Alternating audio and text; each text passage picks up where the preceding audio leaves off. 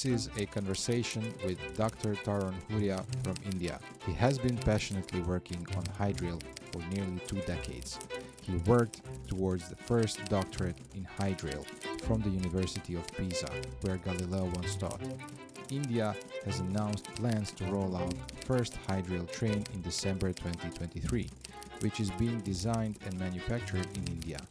India also plans to rapidly proliferate the Hydrail trains after the prototype is successful. This is Energy News Biz Hydrail interview series. To support it, please check out our advertising options in the description. Thank you. And now, here's Tarun Huria. Back in 1995, some facts about Indian Railway. It was the largest employer in the world with 1.6 million workers, which today is 1.2 million. It had 100,000 gatekeepers, 100,000 bridges, but it also had hundreds of accidents, dangerous tunnels, and other challenges. Words used to explain rush hours are dense, super dense, and hyper dense. Today, Indian Railway carries 23 million people a day. It's the equivalent to Australian population. It has the longest platform in the world, has a highest railway bridge in the world, has a luxury trains where the journey is an adventure, and is a lifeline of the nation. Today, India has a vigorous Hydrail transition underway, and you are the part of it. Can you tell us something about that?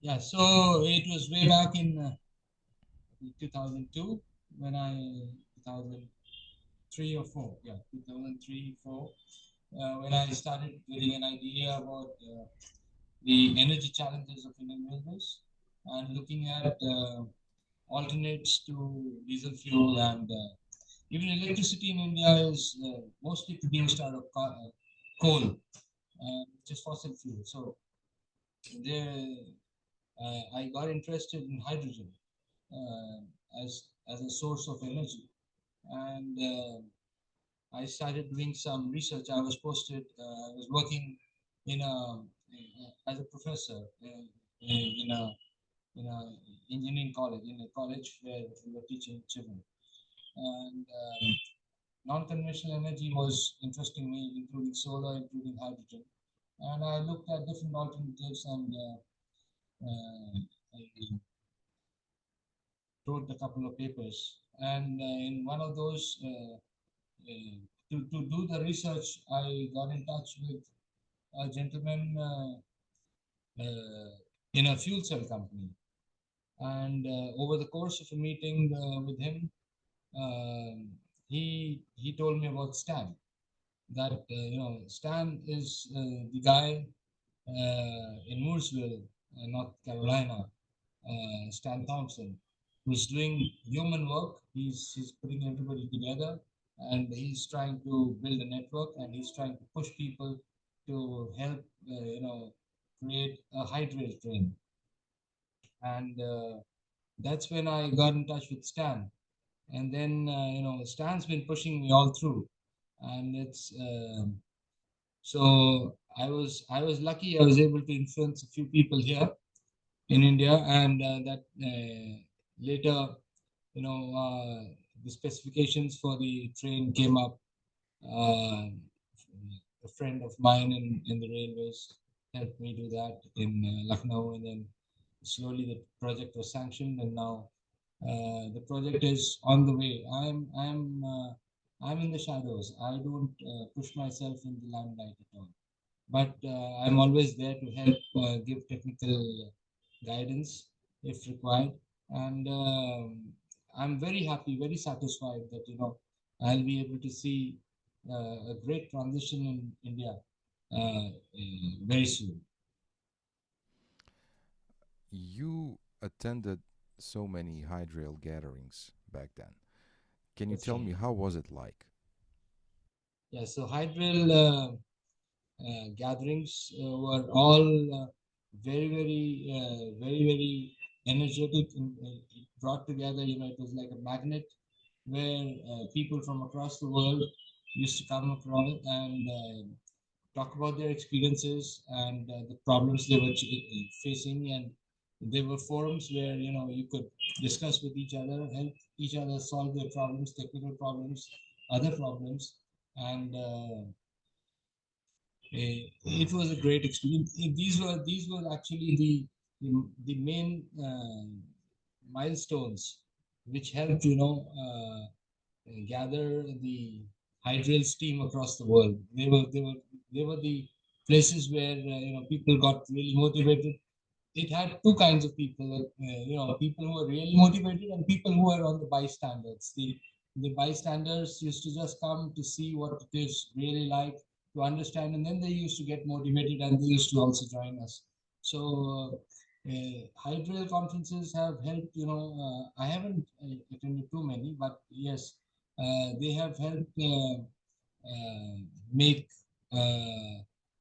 progress in different parts of the world. So I was doing my PhD. I started off, because of my interest in Hydrail. I wanted to pursue a PhD, and I applied for a PhD. I got admitted in Pisa in Italy, and went there.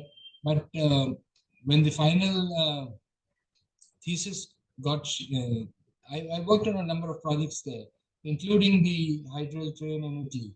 And I also worked on a hydrogen fuel. That was the first hydrogen fuel passenger aircraft in the world, and that made a world record. It flew there in Torino, and during that period, I had attended a Hydro conference and met a lot of people. Stan knew all of them, but I was inducted into that group there, and we were able to influence a large number of people coming from different countries. And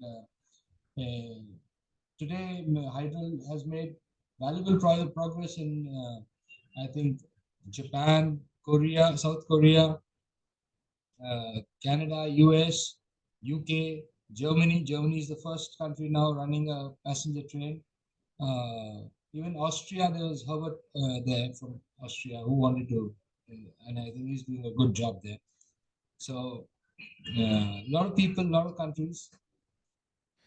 Just to give a little bit of context, you were the first PhD candidate in Hydrail in University of Pisa, where That's right. to have the Hydrail Yes. doctorate, correct? Yes, that's right. I tried to. Yeah, I was the first candidate, and I successfully completed my PhD. My PhD was focused on energy management systems, and I mean, I started off on hydrogen, but then finally ended up on energy management for the hydrogen. So, for that could be applied to battery energy vehicles or hybrid vehicles or hydrogen vehicles. But yes, it was a major part of my thesis, and the work that I have done, I'm very satisfied that that work is now being picked up by a large number of. In fact, I've been widely cited. My papers have been cited, and my papers are now being used for their research work in more than 100 countries today. So it's very satisfying. So let's get back to India a little bit. What Right. is the status of Hydrail in India right now, knowing the facts, how important the railways are for India, and what are the plans over there to get this? Well, our Minister for Railways has already announced that we will see hydrogen trains very soon, probably in a year's time, uh, on the tracks, and there will be the passenger trains. It will take some time for the regulators to approve the train, but I expect that in the next 1.5 years we should have passengers running in hydrogen trains in India. just like they're doing in Germany. The work is on at a frantic speed, and a lot of people are working on it right now, and it's going to be uh, it's going to be a different platform altogether from whatever is available right now in India. So there are a large number of challenges, and but there are people are determined, and everybody is working as a team there to uh, make it Uh, realize. what percentage of what percentage of trains right now are running on diesel in India? Do you have that information? No, I'll not be able to hazard a guess there, but Indian Railways took a decision about 5 years ago that we want to switch over to 100% electric traction. So we are in a big way, electrifying every railroad line, and very soon the diesel locomotives are going to be phased out of the country. So very few diesel locomotives are in operation right now, and we are mostly into electric traction. So then, what is the potential? I mean, what percentage could the Hydrail take in this? So we're going to get the first train out running, and then the plan is to have a large number of trains there. So let's see how it pans out. Uh, the Hydral is going to run under the wire for some time, and when they are successful, decision could be taken as to whether they want to expand it to some other place or export it, or you know, the sky's the limit. And what are the possibilities for the long haul trips, like 7 day trips in India with hydrogen? So right now the plan is to run the intercity trains on hydrogen, some of them at least, um, which are like have a round trip of maybe 1,000 kilometers, which is like a day's trip, so that it can be fueled at a single place, and it can do the running. If you want to run a hydrogen train on a longer distance, over a longer distance, then you need more fueling points, which means you need more places where, in hydrogen, it's best if you produce hydrogen at the place and you fuel it at the same place. So transportation of hydrogen is an issue, uh, although not so much of an issue, but you need a large volume of hydrogen to be fueled into a train, and transporting that large volume of hydrogen across the country to another, from the point of production to the point of distribution, is a little challenge. So it's best if you can produce green hydrogen at the place, and then you fuel it at the same place.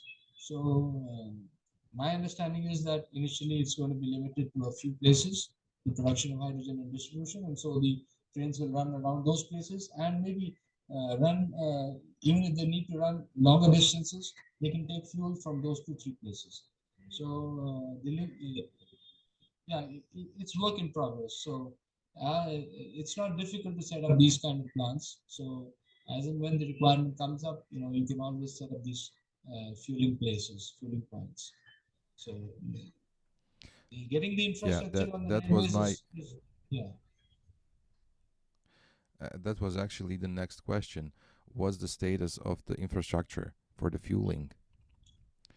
So the plan is, as I understood, to have production and refueling in the same place, so it gets easier to refuel the trains, and for the That start that is on the that is the certain easiest way. on the certain That places. Yes, that is the easiest way to work about it. So what are the governmental plans?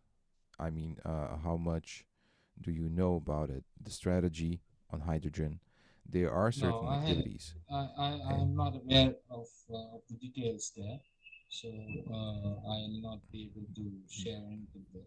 But from a there theoretical or practical point of view, it's not difficult to set up an infrastructure for fueling because there's abundant sun in India, and you can use the solar energy to produce electricity, and that electricity can be used to split water into hydrogen and oxygen, and that hydrogen can be fueled.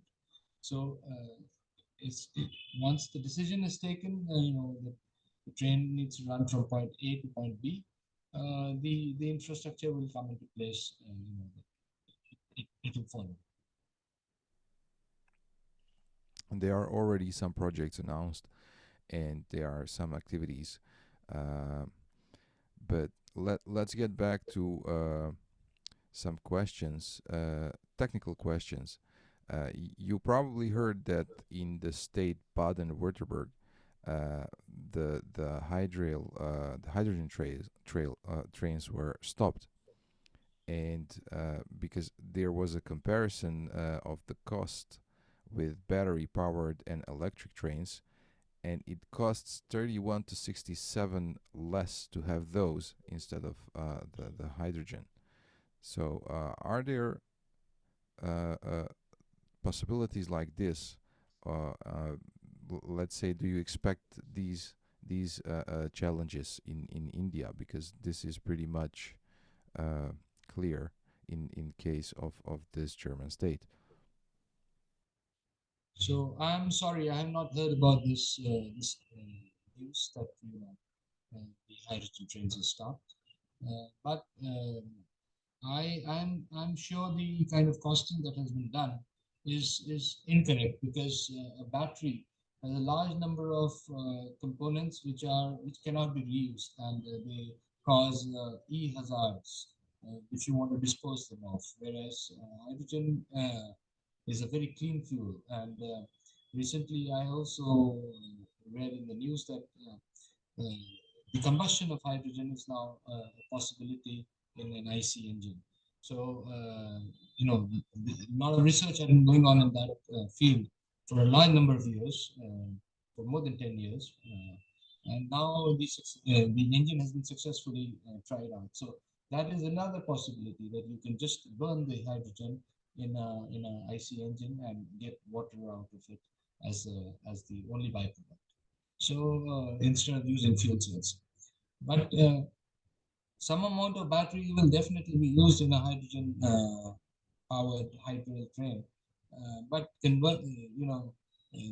are challenges of course of fuel cells right now, which should go down with the volumes, just as the battery costs have gone down with increasing volumes. So it's just a matter of priorities for the government, and not just the government in India, but all across the world, different governments. And I think if you look at it from the perspective of the environment, then hydrogen is definitely cleaner and greener compared to batteries. So the cost of environmental pollution caused by batteries also needs to be factored in when you make a comparison between different modes of transport. The bell to wheel kind of analysis needs to be done properly. How would you run this transition in Indian railways? We're now talking, you know, uh, uh, uh, a certain plan that let's say in 5 years, what would you No, I will not like to no, comment on that because let the train first come in and let it be successful, and then once it's successful, obviously it will proliferate. So it's too early to so it's basically, yeah, it's still too early, it's and too it's early to still in, let's say, testing phase. yeah, it's not even tested, so it's still in the design phase right now and production phase.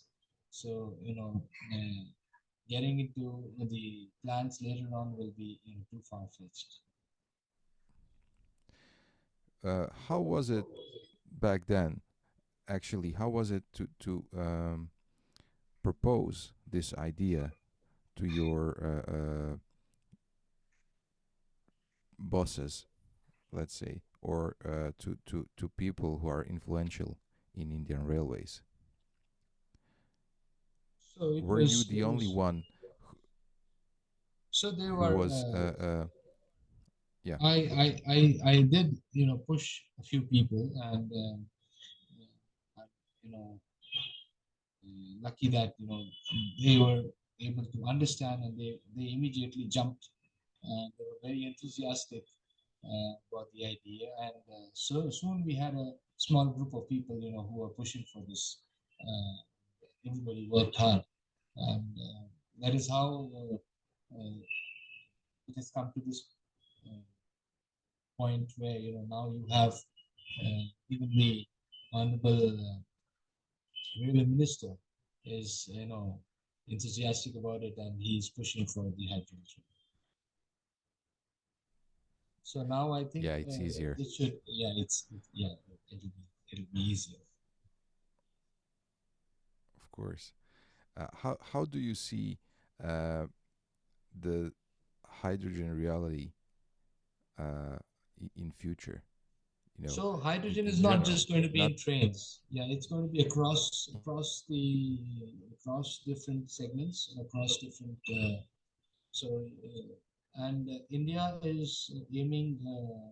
Our government is already announced and already working on a plan that we want to be a leader in green hydrogen, and a large number of companies.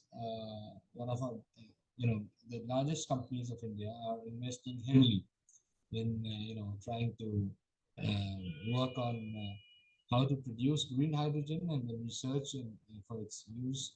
So I can see that in the next 5 to 10 years, maybe by 2030, we should be a major economy, dealing in green hydrogen. And the green hydrogen can then be used in different, uh, segments of the economy, whether it is transportation or it is energy production, or you know, uh, the future is quite bright. that's really good to hear. Uh, uh, do you do you have any ideas of how the long haul transport of hydrogen can be solved efficiently in cases of the railways, but also in general, because this I think is one of the biggest problems facing hydrogen right now. Right. So hydrogen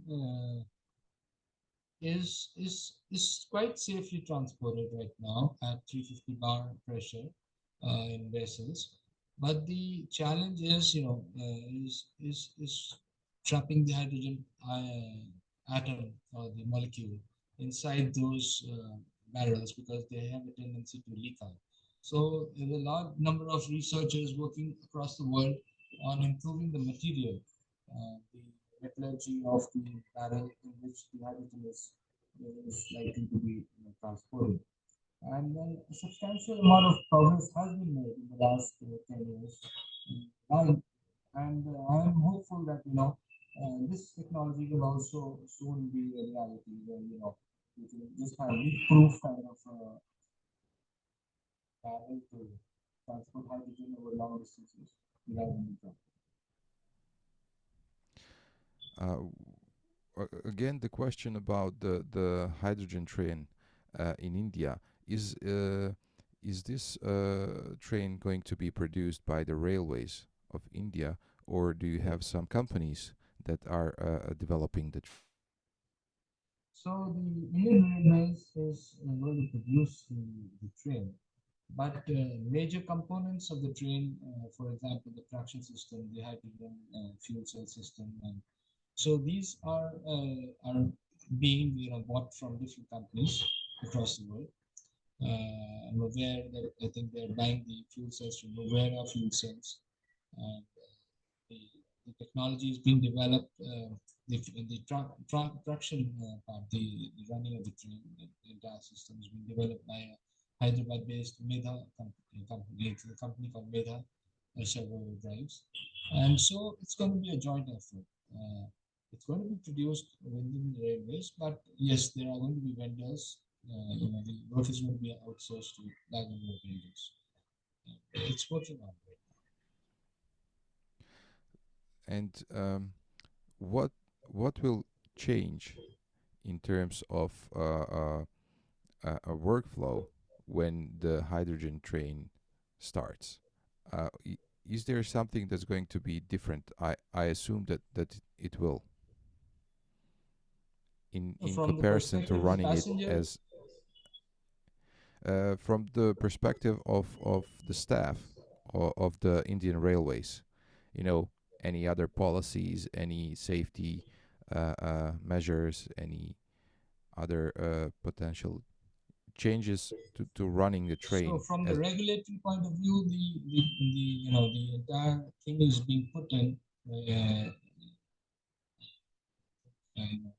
Work is in progress there. So I am not aware of the details, but yes, from the regulatory point of view, there will need to be some changes made. But otherwise, from the passenger perspective, no, there is not going to be much change because the experience of the passenger is going to be almost the same. Whatever is driving the train is in the background for the passenger. It's going to be just the experience for the passenger. So, uh, but yes, there are the some regulations are already in place, and the government of India is also working on regulations for hydrogen. Some of them are in place, some of them are also going to be made, need to be made. so do you have any indication of the how much hydrogen will be needed to run a train for 1,000 kilometers, for instance? That so How many factors are there? The size of the train, the so it all depends upon the weight of the train and the speed of the train. So okay. this determines the kind of pressure and the kind of friction forces or the kind of forces that need to be overcome. And then there is obviously the efficiency of the entire transmission system, which is more than 90%. So I'm sure this is being worked into by the designers right now of the train. Yeah, yeah, they're working on a train for running more than 1,000 kilometers in a stretch, which means a fueling should be done only after 1,000 kilometers, a little more. So that shouldn't be a problem. These are very small issues in design. The major issue is how to manage the energy and yeah. So energy management is probably the more important thing. uh, I assume you are still in contact with people from the Hydrail Community pioneering. across the world. Yes, Yes. yes. So are there any plans for future gatherings, So I think like hydrogen maybe conferences are Hydrail conferences? yeah. Yeah. So I think hydrogen conferences do occur every year. If I'm not mistaken, they still continue. Yeah. And unfortunately, I have not been able to attend any hydrogen conferences after 2011, which is a long time ago. So, no, I'm in touch with them only through email or maybe through phone calls. So if I missed to ask you anything that you would like to say, so please do. Anything you'd like to add? So, I just wanted to say that Hydrail is a very powerful concept which should be adopted, as part of the greening of our earth, or as part of an environmental initiative. Uh, and it should be adopted by all countries where uh, trains or rail is a major transportation mode, whether it is any part of the world. So whether it could be Asia, Africa, Europe, South America, uh, Australia. So it doesn't matter. And Hydrail has the potential to, not just run the railway main line, but also metro trains, and then also the streetcars, the trams, and because these are very easy to implement. If you have them, if they have a Hydrail concept, and then you can obviously run it. Running Hydrail for passenger will also, require a lot of passenger safety concerns, but these challenges can be overcome. Um, we should, remember that about 1,000 years ago, as when man did not have any fuel, it is, with his hard work that he's been able to, search out and make and convert the different types of fuel for his uh,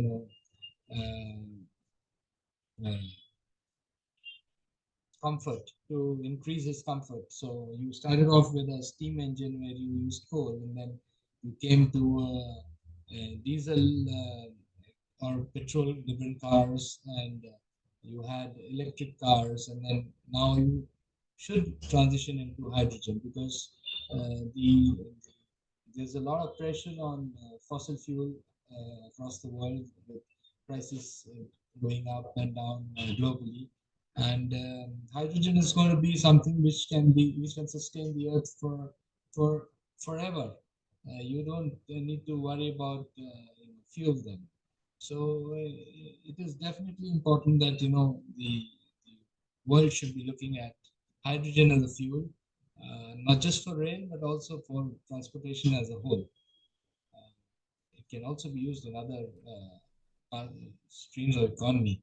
But yes, transportation is a very, very important uh, place where, and you can also, immediately remove all pollution. So all the dust and the smoke and the, that comes out of coal, or that comes out of petrol, diesel, and gas.